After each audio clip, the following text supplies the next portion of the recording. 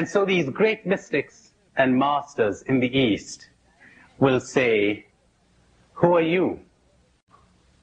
Want to know the most important question in the world? You think it is, who is Jesus Christ? Wrong. You think it is, does God exist? Wrong.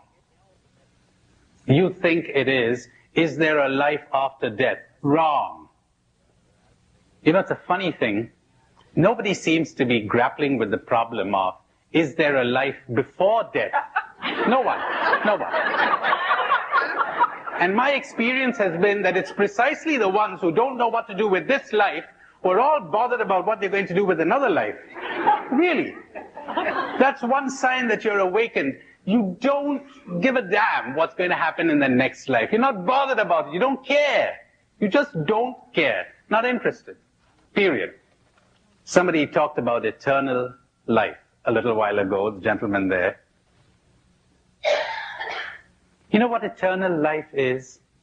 Whatever that is. You think it's everlasting life.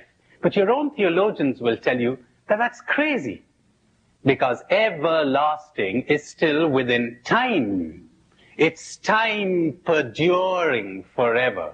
You got it all wrong.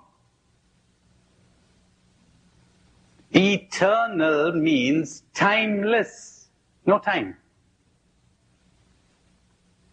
Whatever that means, because the human mind cannot understand that. The human mind can understand time and can deny time. But what timeless means is beyond our comprehension. Except we have hints of it, don't we? And the mystics tell us that it's right now. How's that for good news? It's right now. People get so distressed when I tell them, forget your past. So proud of your past. You're crazy. Remember? I'm an ass, you're an ass. You're crazy. What are you proud of? You're so ashamed of your past. You're crazy. Drop it. But mustn't I weep for my sins? That's past. It's dead. Drop it. Get into now. See your great religious distraction from waking up. Weep for your sins. Repent. Wake up. That's what repent means. Wake up. Understand. Understand. Stop all your crying.